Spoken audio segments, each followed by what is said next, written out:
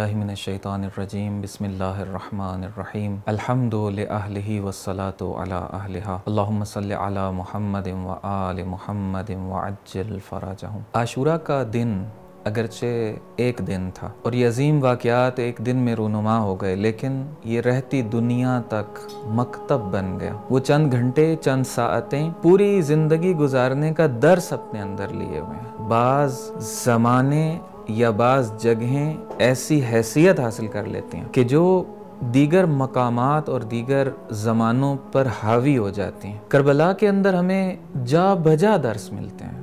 हर अमल दर्स है, हर गुफ्तार, हर किरदार हमारे लिए दर्स। मसलन आप देखिए कि करबला में किस तरीके से नमाजों को कायम किया गया। आशिकाने खुदा का लश्कर था ये। जब शबे आशूर थी तो एक रावी लिखता है कि हम लश्करे उमर साद में थे और ज़रा बाहर जाके जब हमने देखा तो इस तरीके से आवाज़ें आ रही थी खैमा गाए हुसैनी से कि मक्तल के जुमले हैं कि लहुम दवीयुन का दवीयन नहल। ऐसी भिनभिनाहट की आवाज़ आ रही थी कि जैसे शहद की मक्खियों का जो छत्ता होता है उसके करीब ज़रा इंसान जाए तो भिनभिनाहट की आवाज़ आती है।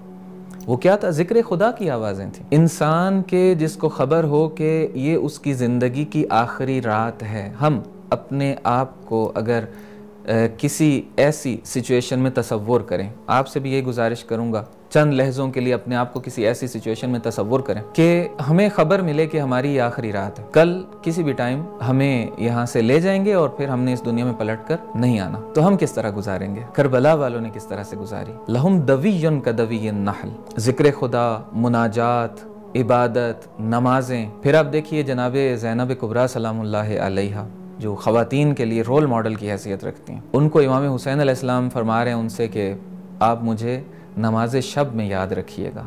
यानी देखिए तहरीके करबला का नमाज शब से राब्ता। और इतनी तवक्को तो थी इमाम हुसैन अलैहिस्सलाम को बीबी सलामुल्लाह अलैहा से कि नमाज शब में बीबी याद रखा करेंगी, और नमाज शब को भी ये कहकर ज़िक्र हुसैन बना दिया इमाम हुसैन अलैहिस्सलाम ने और मजलिस हुसैन बना दिया। फिर आप देखिए यौम आशूरा जब नमाज अदा की गई उस जंग के दौरान के जिसकी कैफियत बयान से बाहर है, उस तप्ते सहरा के अंदर कि जब जनाबे अबू सुमामा साइदी ने आकर अर्ज़ की कि नमाज का वक्त है, तो ऐसे वक्त शनास थे इमाम अलैहिस्सलातु वस्सलाम के चंद लहज़ों के लिए जवाब नहीं दिया, चूँकि जानते थे सेकंड्स के भी 100वें और 1000वें हिस्से तक आगाह थे कि कब नमाज का वक्त है। वो चंद लहजे पहले आ गया था और फिर जब वो लहजात गुजरे और ऐन नमाज का वक्त हुआ तो उस वक्त फरमाया कि हाँ अब नमाज का वक्त हुआ, और फिर उनके लिए दुआ भी की, चूँकि उन्होंने नमाज को इस जंग में याद किया था। फिर नमाज कायम हुई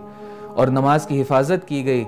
जनाब ज़ुहैर इब्न कैन और जनाब सईद इब्न अब्दुल्ला ने किस तरीके से नमाज की हिफाजत की और इमाम अलैहिस्सलातु वस्सलाम की हिफाजत की और वो नमाज कायम की गई। ये दर्स है हमारे लिए, ये मैसेज है हमारे लिए कि मुश्किल तरीन हालात के अंदर भी खुदावंद मुताल के साथ राब्ता मुनक़ते नहीं होना चाहिए। यहाँ एक आखिरी जुमला मैं अर्ज़ कर दूँ कि नमाज के अंदर 20 ऐसे पहलू हैं कि ये खुद नमाज हमारी तरबियत करती है। इमाम हुसैन अलैहिस्सलातु वस्सलाम इस नमाज को इतनी अहमियत देकर हमें समझा रहे हैं कि अगर कोई सच्चा हुसैनी है, अगर कोई सच्चा अहले बैत का मानने वाला है, अगर कोई सच्चा मुसलमान है, अगर कोई सच्चा नवासे रसूल सल्लल्लाहु अलैहि वसल्लम से मोहब्बत करने वाला है, तो वो यकीनन नमाज उसकी ज़िंदगियों का हिस्सा है। और ये नमाज न सिर्फ परवरदिगार के साथ राब्ता है बल्कि इंसानों के साथ राब्ते को भी उस्तवार करती है।